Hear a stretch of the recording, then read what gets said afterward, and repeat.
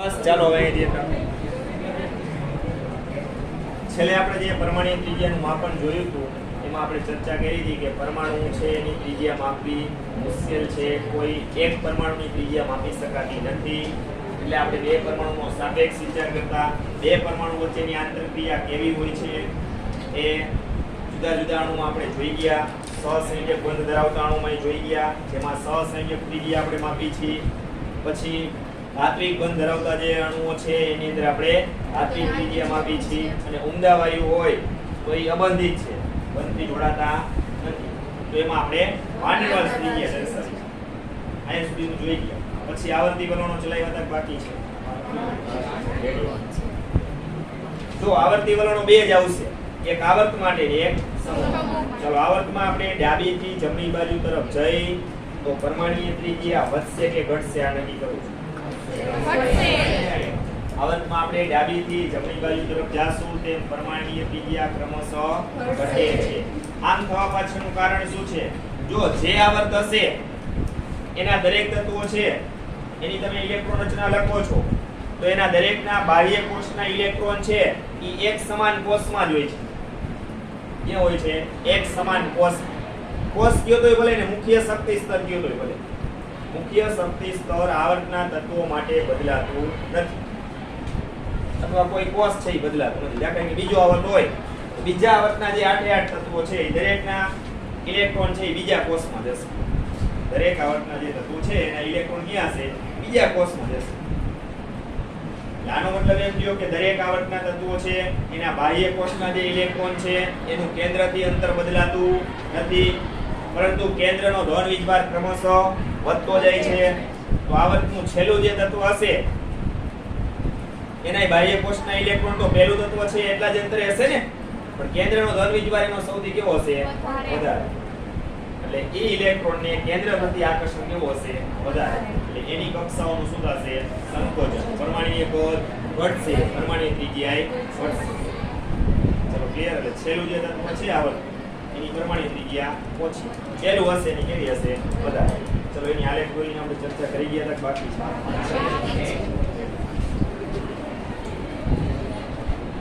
એટલે આલેખ સમજાય તો પછી તમને ઓલી વસ્તુ. ચલો આ બાજુ આપણે પરમાણુય ત્રિજ્યા લઈ છીએ, પાઇકોમીટર એકમમાં લઈએ છીએ. આ બાજુ આપણે પરમાણુ ક્રમાંક લઈએ છીએ, જેને Z વડે દર્શાવીએ. ચલો અહીંયા પરમાણુ ક્રમાંક 0, પરમાણુય ત્રિજ્યા પરમાણુ ક્રમાંક 2, 4, 6, 8, 10. આ બાજુ નીચેથી ઉપર તરફ જાશું એમ પરમાણુય ત્રિજ્યા વધે છે. ચલો આટલું ક્લિયર. હવે આપણે બીજા આવર્તની ચર્ચા કરી છે.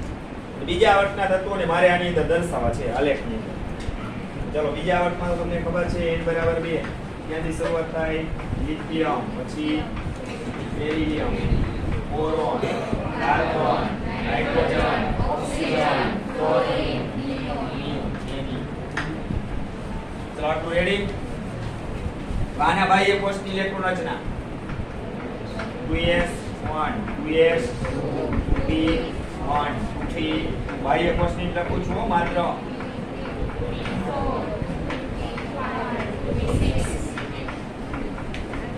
જો બધાયમાં n = 2 બીજો કોષ જ આવે છે આમાં 2. એટલે કે બાહ્ય કોષ છે એ બદલાતો.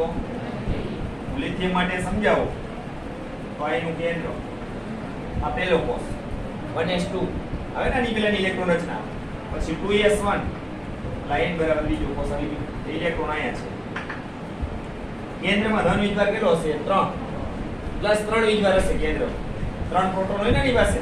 પછી અહીંથી તમે આગળ વધતા જાવ છો એટલે નિયોને પહોંચો તો નિયોનમાં આ પહેલો કોષ 1s2, પછી આ બીજો કોષ. બીજા કોષમાં 2 આવે ને, 2s2 અને 2p6.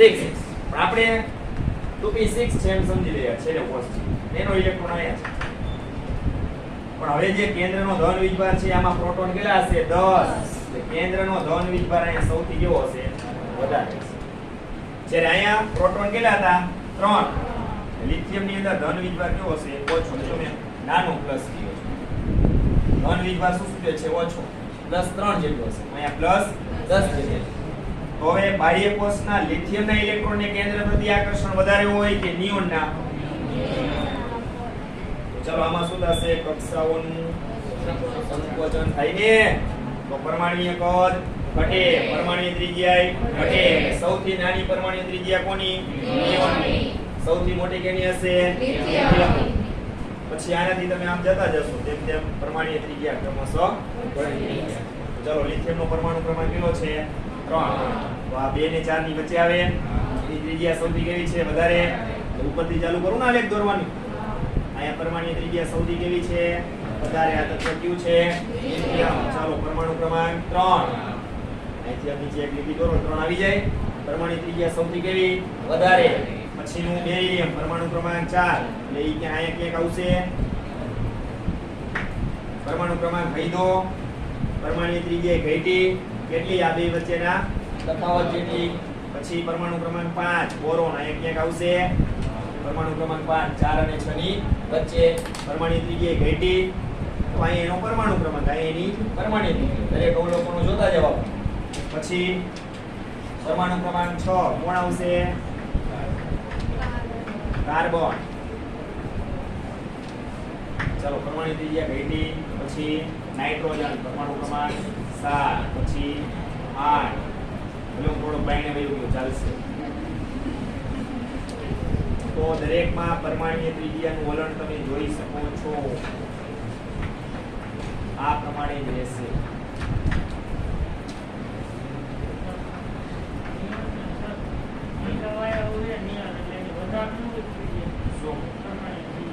ત્રિજ્યા તો નો જ બેઠા પરમાણુ ત્રિજ્યા નો આવે.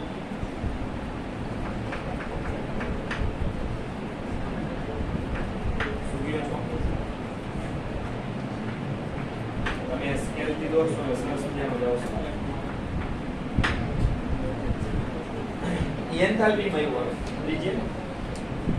ત્રિજ્યામાં નો ફેર. એ આયનીકરણ એન્થાલ્પી, ઇલેક્ટ્રોન પ્રાપ્તિ એન્થાલ્પી આપણે ભણશું ને એમાં ફેરફાર આવશે. ચાલો આપણે લિથિયમ થી બેરિલિયમ, એનાથી boron, carbon, nitrogen, oxygen, chlorine, neon તરફ ગયા. તેમ તેમ પરમાણુ ત્રિજ્યા શું થાય છે? ક્રમશઃ ઘટતી જાય છે. આમ થવા પાછળનું કારણ શું છે? ખબર પડી ગઈ? ક્લિયર? હાલો આવર્તનો અભ્યાસ પૂરો બધાને. આમાં કોઈને કઈ પ્રશ્ન નહીં? બરાબર, મેં અહીં આકૃતિ દોરીને સમજાવ્યું. એટલે આનો મતલબ એમ થાય કે આ આવર્તી વલણ સમજો છો, આવર્તનું, તો એમાં અગત્યનું શું છે? અગત્ય કેન્દ્રનો અસરકારક ધન વીજભાર અગત્યનું પરિબળ છે. આમાં શું અગત્યનું પરિબળ છે? આ આવર્તમાં આપણે પરમાણુ ત્રિજ્યા નક્કી કરી ને, એ એક પરિબળનો જ આપણે ઉપયોગ કર્યો. કેન્દ્રનો અસરકારક ધન વીજભાર. કારણ કે ઇલેક્ટ્રોનનું કેન્દ્રથી અંતર બદલાતું નથી. આમાં જો આપણે ઇલેક્ટ્રોનનો ઉપયોગ નથી કર્યો, સમજાય છે? કેન્દ્રનો ઉપયોગ કર્યો. જો આમાં કેન્દ્રમાં ધન વીજભાર ઓછો, પછી આમાં એનાથી વૈજો એક એક પ્રોટોન ક્રમશઃ વધે છે. એટલે આ વસ્તુ નક્કી કરવા માટે, આવર્તમાં પરમાણુય ત્રિજ્યા નક્કી કરવા માટે ઇલેક્ટ્રોન કરતા કેન્દ્રનો અસરકારક ધન વીજભાર છે એ પરિબળ વધુ મહત્વનું ગણાય. એનો ઉપયોગ કરી અને આપણે પરમાણુ ત્રિજ્યા સમજો. ચલો એક આવર્તી વલણ ક્લિયર આવર્ત માટે. હવે સમૂહ માટે. ચલો આવર્ત કોષ્ટકમાં સમૂહ 1 થી 18 કોઈ પણ સમૂહ લ્યો. સમૂહમાં ક્યાં જવાનું? ઉપરથી નીચે તરફ જાઓ. એમાં પરમાણુ ક્રમાંક ખૂબ જ ઝડપથી વધે છે. જો આમાં ક્રમશઃ વધે છે. એમાં પરમાણુ ક્રમાંક ખૂબ જ ઝડપથી વધે. ઇલેક્ટ્રોનની સંખ્યા ખૂબ જ ઝડપથી વધે. પરમાણુ ક્રમાંક જેટલા ઇલેક્ટ્રોન વધતા જાય ને, તો વધુ ઇલેક્ટ્રોનને ગોઠવવા માટે વધુ કક્ષાઓની જરૂર પડે. એટલે એમાં શું થશે? કક્ષાઓ ઉમેરાતી જશે. એટલે શું થશે? કક્ષાઓનું વિસ્તરણ થશે. પરમાણુનું કદ વધશે, પરમાણુ ત્રિજ્યા વધશે. ચલો ક્લિયર બાબત આ? ઓકે. તો એનું આપણે આ લેખ લઈને સમજી લઈએ. એમાં સરળ છે, સમજાઈ જાય. તો આ બાજુ આપણે શું લઈએ છીએ? પરમાણ્ય ત્રિજ્યા. આ બાજુ પરમાણુ ક્રમાંક.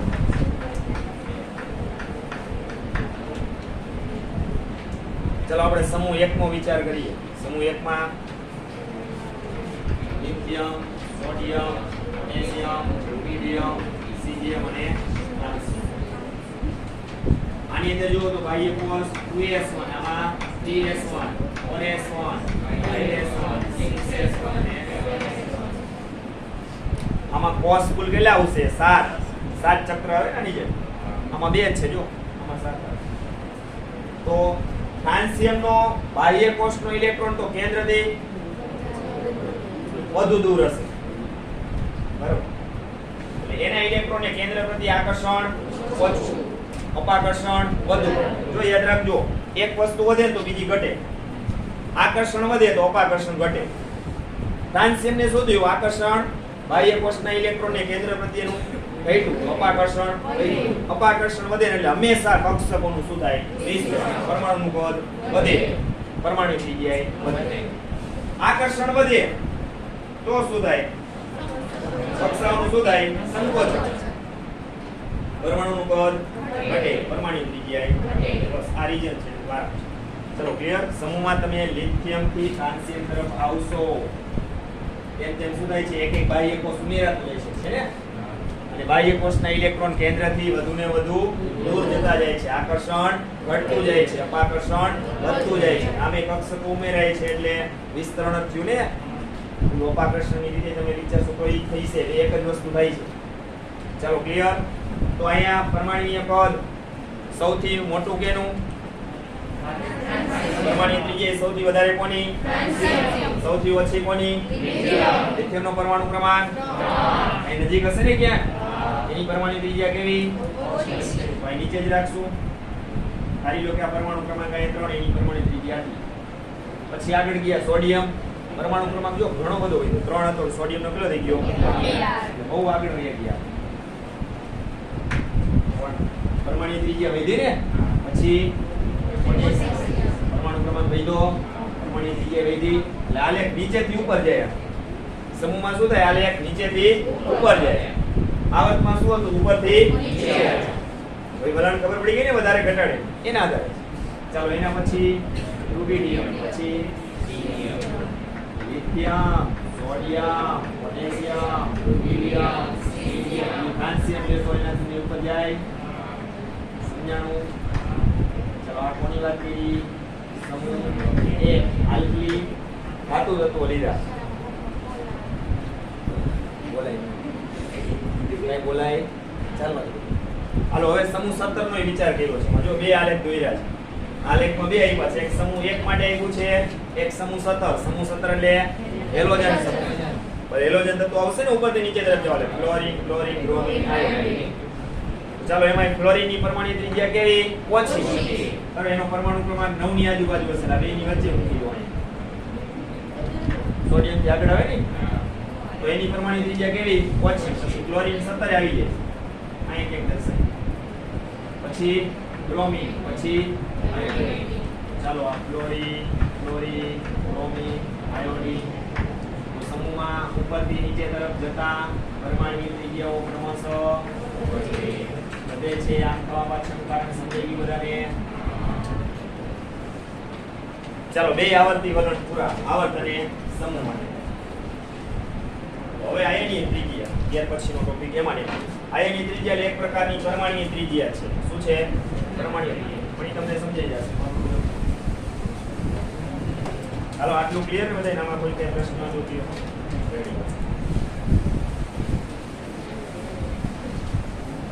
નામ ઉપરથી ખ્યાલ આવી જાય. આયનીય ત્રિજ્યા આયનો સાથે સંકળાયેલ છે. કોની સાથે?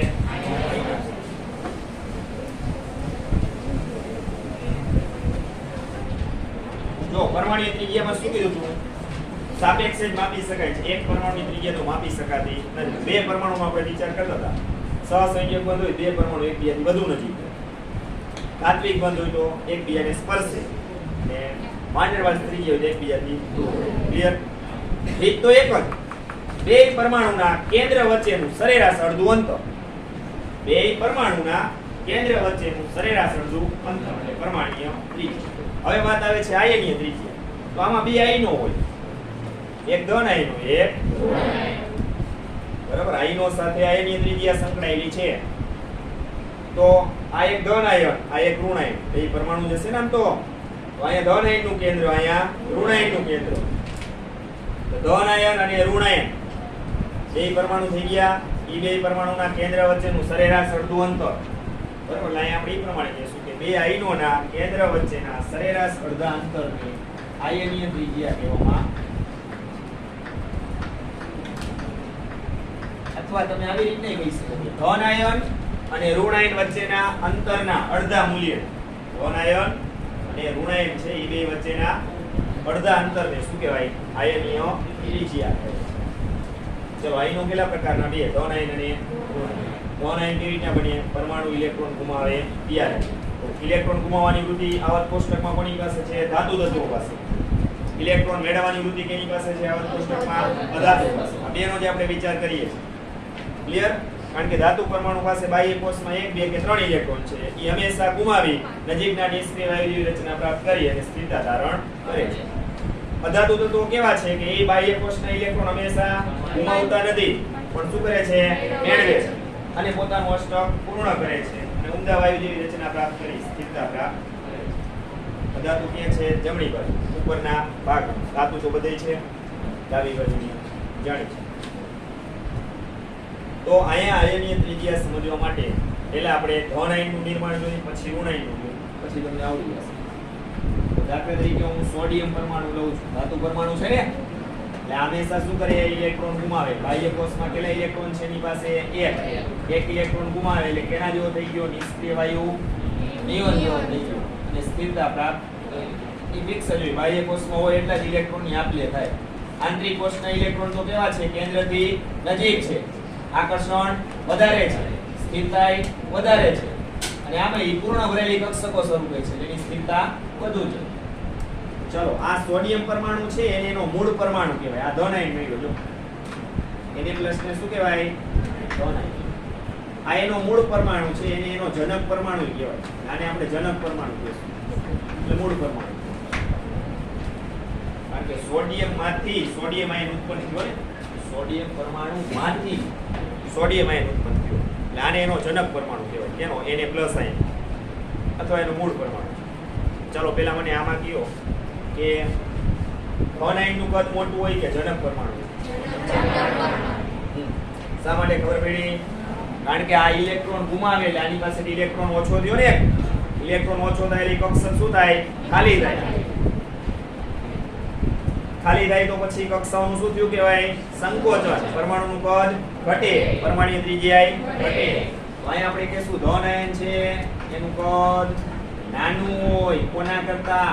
એના જ જનક પરમાણુ કરતા. હો, જે એનો જનક પરમાણુ એના કરતા. એટલે જનક પરમાણુનું કદ એના ધન આયન કરતા કદ કેવું હોય? એનું મોટું હોય. ચાલો કદ મોટું તો પરમાણ્વીય ત્રિજ્યા વધે, પરમાણ્વીય ત્રિજ્યા વધુ. કદ નાનું તો પરમાણ્વીય ત્રિજ્યા ઓછી. બસ આટલું જ યાદ રાખવાનું છે. નાની પરમાણ્વીય ત્રિજ્યા. ચલો સમજાઈ ગયું. બીજી બાબત કે જેમ જનક પરમાણુમાંથી જે ધન આયન બને છે અથવા એ પરમાણુ ઉપર જેમ ધન વીજભાર વધે, આ પરમાણુ પર જેમ ધન વીજભાર વધે એમ પરમાણુનું કદ વધુ નાનું થશે, એમ એની પરમાણુ ત્રિજ્યા વધુ ઓછી આવશે. એની પરમાણુ ત્રિજ્યા કેવી આવશે? વધુ ઓછી આવશે. ચલો આ સમજી ગયું. હવે તો જો કેટલા ઇલેક્ટ્રોન ગુમાવી ફિક્સ જો. સોડિયમ હોય તો 1 જ આવે, મેગ્નેશિયમ હોય તો 2 આવે, એલ્યુમિનિયમ હોય તો 3 આવે. પછી તમે અહીંયા સોડિયમ લ્યો ને Na+3 લખો તો એ શક્ય નથી. તો જે ધાતુ પરમાણુ છે એનો જે સ્વભાવ છે અથવા એની ઇલેક્ટ્રોન રચના છે એના ઉપર આધારિત છે. આટલું ક્લિયર બધાને સમજાઈ ગયું? હવે આમ થવા પાછળનું કારણ છે એટલે ઓલું લઈ લો પછી સમજાવીએ. ઋણ આયન લઈએ. ચાલો ઋણ આયનમાં ધાતુ પરમાણુ લઉં છું. ક્લોરીન. ક્લોરીન ધાતુ પરમાણુ છે ને, કારણ કે આ ધાતુ હંમેશા શું કરે? ઇલેક્ટ્રોન મેળવે. હા, મેળવે તો કે બાજુ આવે? ડાબી બાજુ. ઇલેક્ટ્રોન મેળવે તો શું બનાવે? ઋણ આયન Cl-. આ ક્લોરીન નો શું કહેવાય? ઋણ આયન, જેનું નામ છે ક્લોરાઇડ આયન. આ એનો શું કહેવાય? જનક પરમાણુ અથવા મૂળ પરમાણુ. ચાલો આમાં ઉલટું છે. ધન આયનની સાપેક્ષે ઋણ આયનમાં કેવું છે? ઉલટું છે. ચાલો આમાં જનક પરમાણુનું કદ મોટું હોય કે ઋણ આયનનું? હું શું લખું અહીંયા? કદ મોટું. ચાલો ઋણ આયન કરતા એના જનક પરમાણુનું કદ નાનું. તો આની પરમાણ્વીય ત્રિજ્યા ઓછી. ત્રિજ્યા ઓછી. ચાલો આનું કદ મોટું તો આની પરમાણ્વીય ત્રિજ્યા વધારે. એટલે વધુ. પ્લસ. હવે આનું રીઝન જોઈએ આપણે. આ તો સમજાઈ ગયું તમને. ઇલેક્ટ્રોન મેળવે તો ઇલેક્ટ્રોન જે ઉમેરાય કાઈ જે કક્ષક હોય એમાં જ ઉમેરાય ખાલી હોય તો, અને પૂર્ણ ભરાય તેના પછીની નવી કક્ષક ઉમેરાય. એટલે આમાં શું થાય? કક્ષાઓનું વિસ્તરણ, પરમાણુનું કદ વધે, પરમાણુ ત્રિજ્યા. હવે તમે મને આ બે પાછળનું કારણ, ના એ તો કોમન વસ્તુ, આ પાછળનું કારણ શું? જો આમાંથી ઇલેક્ટ્રોન દૂર થાય છે ને, બાહ્ય કોષ જે હોય અને એમાં જે કક્ષક હોય, બાહ્ય કોષ જે હોય અને એમાં જે કક્ષક હોય, એમાંથી ઇલેક્ટ્રોન દૂર થાય તો આકર્ષણ વધે કે અપાકર્ષણ વધે? ઈ કયો. બે જ વસ્તુ બધે આવશે. આકર્ષણ વધે. ભાઈ છે ને તમારે ગુણનો નિયમે જોવો. જો ઈ એક ખાનું ઓલી એક કક્ષક, એમાં જો બે ઇલેક્ટ્રોન હોય તો એમાં ઇલેક્ટ્રોન વચ્ચે અપાકર્ષણ થતું હોય ને, ઇલેક્ટ્રોન જે ઇલેક્ટ્રોન દૂર થાય છે એની વાત છો, તો એમાંથી એક ઇલેક્ટ્રોન નીકળી ગયો, વધ્યો એક. હવે તો એને ફરજિયાત કેન્દ્ર પ્રત્યે આકર્ષણ કેવું હોય? વધારે. કારણ કે પહેલા તો એક કક્ષકમાં બે ઇલેક્ટ્રોન હતા ને, તો એમાં ઇલેક્ટ્રોન વચ્ચે અપાકર્ષણ થાય, આવી શક્યતા હતી. પણ એમાંથી એક દૂર થઈ ગયું તો વધ્યો એક. અને આમે ઈ તો પછી બાહ્ય કોષ નીકળતો જાય છે અને આંતરિક કોષ છે એ બનવા તરફ જાય છે. એટલે આકર્ષણ જ વધે. આકર્ષણ વધે તો કદ શું થાય? નાનું. પરમાણુ ત્રિજ્યા શું થાય? ઓછી. હવે ઇલેક્ટ્રોન ઉમેરાય ત્યારે શું થાય? દાખલા તરીકે જે બાહ્ય કોષ છે એમાંથી જે કક્ષક છે, હવે ઈ જ કક્ષકમાં જો ઇલેક્ટ્રોન હજી સમાઈ શકે એવી જગ્યા હોય, એટલે કે ખાલી હોય કે અર્ધપૂર્ણ ભરાયેલી હોય કે કોઈ પણ પ્રકારની હોય, બી હોય તો એમાં 1 છે, 2 છે, 3 છે, 4 છે, 5 છે, 6, એ કોઈ પણ પ્રકારની સ્થિતિ હોય. 6 હોય તો આપણે ખબર જ છે નિષ્ક્રિય વાયુ હોય. ત્યાર પછી એમાં ઇલેક્ટ્રોન ઉમેરવો લે અઘરું છે. કારણ ઓલરેડી કેવા છે નિષ્ક્રિય વાયુ તો સ્થાયી છે, એને પછી અસ્થાયી સ્વરૂપમાં લઈ જવો મુશ્કેલ. છતાંય તમે લઈ જાવ તો એના પછીની નવી કક્ષક આવે તો આમે કક્ષાનું વિસ્તરણ થયું, પરમાણુ કદ વધે. પણ આપણે P4 હોય કે P3 હોય કે એવું ગમે તે સ્વરૂપ હોય બાહ્ય કોષ, હવે એમાં ઇલેક્ટ્રોન દાખલ થાય તો ઓલરેડી એક કક્ષકમાં પહેલેથી જ એકાદો ઇલેક્ટ્રોન હાજર હશે. હવે એમાં ઇલેક્ટ્રોન ઉમેરાય છે, મેળવે છે. એટલે શું થાય? એક કક્ષકમાં બે ઇલેક્ટ્રોન થયા, એમના ઇલેક્ટ્રોન વચ્ચે શું થાય? સમાન વીજભાર છે એટલે અપાકર્ષણ. કક્ષાઓનું શું થયું? પરમાણુ કદ વધે, પરમાણુ ત્રિજ્યા આ કારણ. ચલો આટલું ક્લિયર. બીજી વસ્તુ, જેમ અહીંયા પરમાણુ પર ઋણ વીજભાર વધે, જેમ કોઈ પણ પરમાણુ પર ઋણ વીજભાર વધે તેમ એનું કદ વધશે, વધુ મોટું થશે. એમ એની પરમાણુ ત્રિજ્યામાં વધુ વધારો થશે. અહીંયા ઉલટું હતું, જેમ પરમાણુ પર ધન વીજભાર વધે એમ એનું પરમાણ્વીય કદ વધુ નાનું થશે, એમ એની પરમાણુ ત્રિજ્યા વધુ ઓછી થશે. અહીંયા અભ્યાસ આટલું રેડી. હવે જો સમ ઇલેક્ટ્રોનીય સ્પીસી શું કીધું મેં?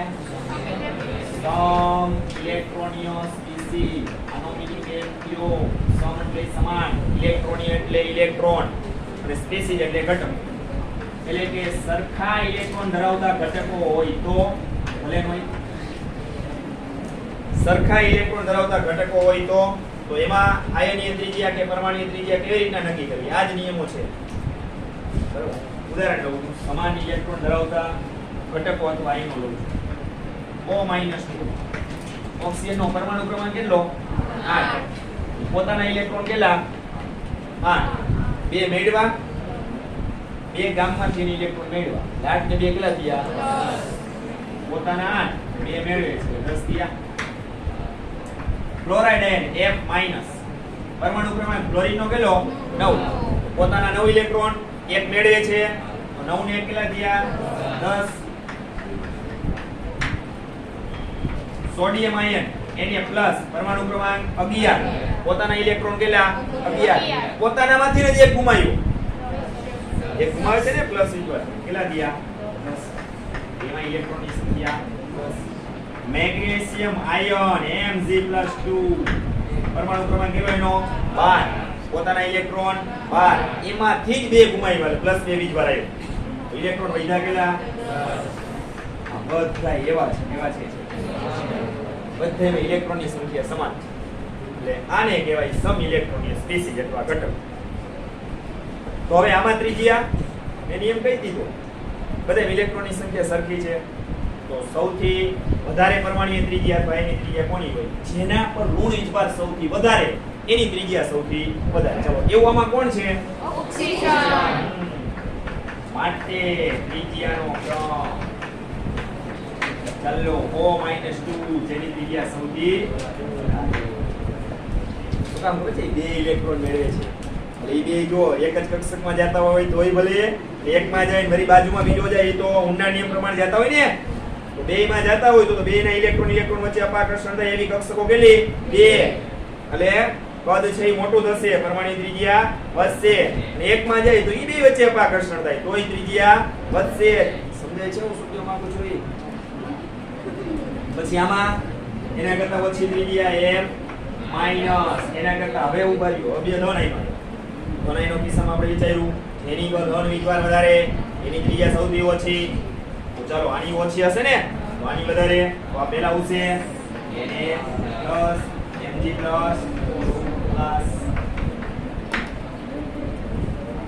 ચલો આટલું રેડી. આ સાથે પરમાણુ ત્રિજ્યા ખોલી એના પછી એક દાખલો આપ્યો જો નાનો એ છે એમાં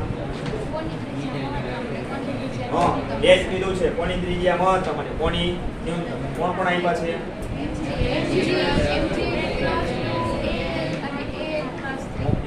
મેગ્નેશિયમની સાથે સંલગ્ન એનો આયન Mg+2, એલ્યુમિનિયમ એની સાથે એનો સંલગ્ન આયન Al+2. ચાર ઘટકો આપ્યા છે, આમાંથી તમારે ડિફાઇન કરવાનું છે કે કોની ત્રિજ્યા મહત્તમ છે કોની ન્યૂનતમ. ચલો પેલા ન્યૂનતમ તો ખબર પડી જ છે, જેની ઉપર ધન વીજભાર વધારે એનું કદ સૌથી નાનું એની ત્રિજ્યા સૌથી ઓછી એટલે ન્યૂનતમ. કોણ આવે? આ જો ન્યૂનતમ ત્રિજ્યા કોની? L+2. હવે મહત્તમ વિચારવાનું છે ને, તો મહત્તમમાં આપણે જોવાનું આ બે તત્વો છે ને એક જ આવર્તના છે. સમૂહના હોય તો વિચારવું પડે આવર્ત કે સમૂહના કોકના તો હોય છે ને, પૂછીના તો ક્યાંથી લાવ્યા નથી. તો મેગ્નેશિયમનો પરમાણુ ક્રમાંક 12, એલ્યુમિનિયમનો 13. આવર્તના તત્વો હશે રે એક જ આવર્તના તત્વો છે. એમાં ડાબીથી જમણી બાજુ તરફ જાય છે. પરમાણુ ત્રિજ્યામાં શું થાય? તો નાની ત્રિજ્યા કોની હશે? એલ્યુમિનિયમ. મોટી કોની હશે? સૌથી વધુ ત્રિજ્યા કોની એવી કહેવાય? સમજાઈ ગયું?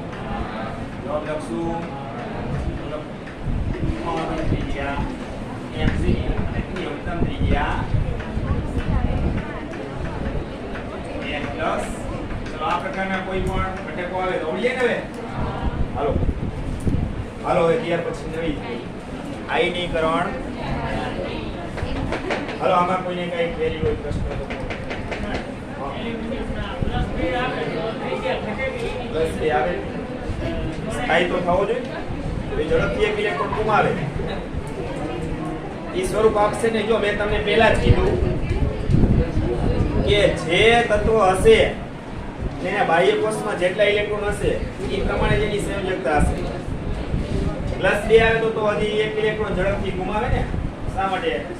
આયનીકરણ કામ કરીને એ પ્રમાણે જશે. આ તો આપણે ખાલી વિચાર્યું. અને આ બધી વસ્તુ તો કેવી અઘરી હોય ખબર છે? માપન કરવાય ક્યાં પરમાણુ જોઈ શકે છે, છતાં હવે તમે માપન કરી શકો છો ને. તમે સાયન્ટિસ્ટ જ કહેવાય બધા, જેનું તમને ગર્વ હોવું જોઈએ. કારણ કે વૈજ્ઞાનિકો તો જે તે સમયે આ પરમાણુ આપ્યા ને સામે આવ્યા ને તે ચકરી ખાઈને પડી ગયા. એટલે આને તો જોઈ શકતા નથી. નાની ત્રિજ્યા કેમ આપી અમારે? એને તો ચોક્કસ સાધનોનો ઉપયોગ કર્યો હતો. તમે ક્યાં કોઈ ઇન્સ્ટ્રુમેન્ટ વાપર્યા? એ બધા ઇન્સ્ટ્રુમેન્ટ સ્પેક્ટ્રોસ્કોપી ના એટલે આ ક્લાસમાંથી કોણ આવ્યું? એનએમઆર ની બધાને મેં કીધું એ બધા સાધનો જે એનએમઆર છે ને, ન્યુક્લિયર મેગ્નેટિક રેઝોનન્સ, એ 1 કરોડ થી ઉપરની એની પ્રાઇસ ચાલુ થાય ઇન્સ્ટ્રુમેન્ટની સાધન. તમે કોઈ પણ પદાર્થ બનાવ્યા પછી તમે પદાર્થ બનાવ્યો છે એ ખરેખર ઈ છે કે નહીં એની પેલા ચકાસણી કરવી પડે. અને ઈ હોય તો જ એનો આગળ જતા ઉપયોગ થાય ને બજારમાં તમે વેચી શકો. આડે ધડ ન હોય કે બહુ અઘરું હોય. તમે પ્રયોગશાળામાં જાવ કેમ પ્રયોગ કરતા ખબર? ક્રિકેટનું મેદાન હોય રમવા કેમ આવ્યા? ફૂટબોલ રમતા વોલીબોલ ગમે ત્યાં બોટલ મૂકી આવ્યો ગમે તેમ પ્રયોગ કરે. એક્સપેરિમેન્ટ કાળજી એમાં કીધું કે 2 ml HCl નાખી 5 ml કીધું એક સૂચકના 2 ડ્રોપર નાખું 5 નાખી શું થાય એ ખબર પડે ને પછી રીડિંગ લઈ જઈ સાહેબ મારે તો અંતિમ બિંદુએ રંગ પરિવર્તન આવતું જ નથી અને આવે ને તો આછો ગુલાબી આવે તો એને ઘાટો ગુલાબી બેનો રંગ લઈ જાવ સાહેબ આમ શું કામ થયું વળી સાહેબની પાછળ અણી કાઢવા પણ એ મત થાય ત્યાં આપણે કાળજી નથી રાખતા પણ ભવિષ્યમાં તમે ઇન ફ્યુચર આ કેમિસ્ટ્રી લાઈનમાં આગળ જશો અને એની જે રિસર્ચ વિભાગની જે બધી લેબ છે ને એમાં જાશો આવા ઇન્સ્ટ્રુમેન્ટ અહીંયા અવેલેબલ હોય અને કેટલા સેન્સિટિવ હોય ખબર છે પહેલા તો આ બધા ઇન્સ્ટ્રુમેન્ટ એસી માં જ કામ કરે દેશીમાં કામ કરતા ગરમીમાં કામ ન આપે હેંગ થઈ જાય આપણે કેમ મોબાઈલ છે ઘણી બધી હેંગ થઈ જાય એસી માં કામ બીજું કે ને આજે આપણે અર્થક્વેક કહીએ છીએ ધરતીકંપ એના અમુક માઇનર આંચકા આવે ને તો એના વાઇબ્રેશન થી ને આ બધા ઇન્સ્ટ્રુમેન્ટ એવા ખરાબ થઈ જાય ચોક થઈ જાય પાછા તમારે એના જે એન્જિનિયરો ને બોલાવો હવે એના એન્જિનિયર છે એટલા બધા હોશિયાર હોય અને પ્રોબ્લેમ તો તમારો અડધી કલાક એક કલાકમાં સોલ્વ કરી દઈ જાય એનો ચાર્જ રહ્યો ને એ અડધી કલાકમાં હજારોમાં હોય 60,000 70,000 લાખ રૂપિયા આવા ચાર્જ હોય એન્જિનિયર થાય તો હવે આવા ઇન્સ્ટ્રુમેન્ટ ને એન્જિનિયર હોય પંખાના ને એસી ના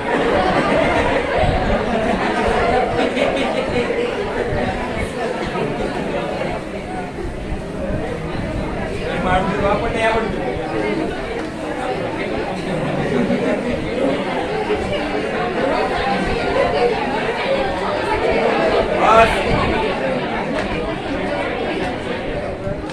એક કંપનીમાં 2 વર્ષનો એક્સપિરિયન્સ પેલા કરેલો છે પછી આ ટીચિંગ ફિલ્ડમાં જતું રહ્યું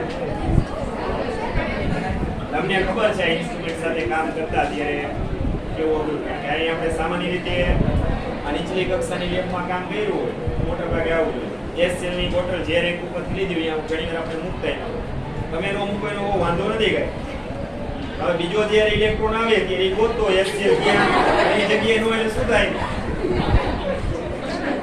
એ ગોટે ચડી જાય ને એ કોઈ સ્થિરતા પ્રાપ્ત કરે અને બધી બોટલો આમ જેમ આવી મૂકી દો તમે બધાય ગોટાળે ચડી જાવ છેલ્લે બધે હવાની રીતે બધી બોટલો મૂકી દઈએ બધું ગોતવાનું છે એમાં ઓલું ટાઇટ્રેશન કરતા હોય કેટલી કાળજી રાખશો બ્યુરેટ તમારી એકદમ વ્યવસ્થિત સીધી હોય એના ml માં જો 0.1 ml માં ફેરફાર આવે 1 ml માં નહીં 0.1 ml નો જો ફેરફાર આવે રીડિંગમાં તો એનાથી કેટલો છેલ્લે ડિફરન્સ આવે તમને આઈડિયો ન હોય અત્યારે જે તે સમય જાસો ને લખો અત્યારે તો આપણે 2 ml 5 ml ના વચ્ચે અંતર હોય તો અને એ બ્યુરેટ અમુક ની જો ને સ્ટેન્ડ થી બ્યુરેટ છે લગાવે છે સ્ટેન્ડ ઉપર એની રાખે પોતે આટલા દૂર હોય બ્યુરેટ ને ખેંચે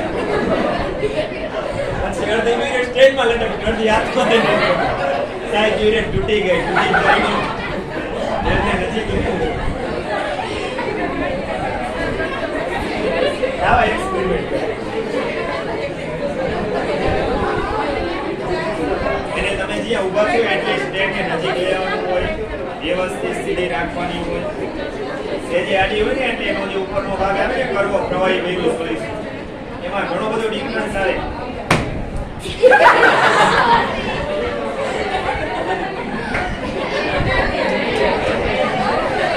આ બનાવીને શેમાં મૂકવું કોર્ટમાં મૂકવું હોય કોર્ટમાં જજ કે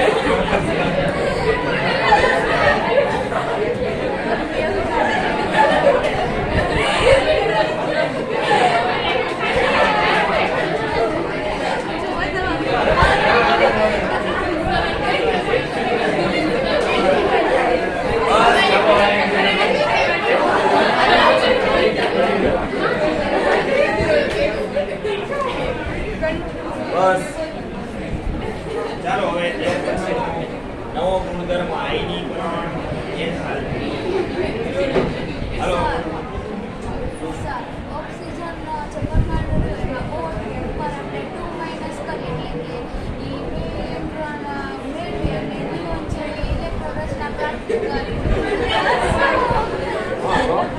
બોલ બોલ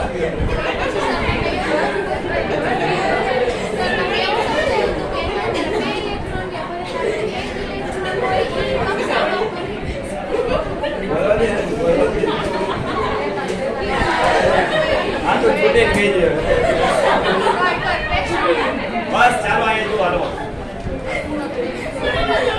હાલો ફ્રેશ થઈ ગયા ને બધે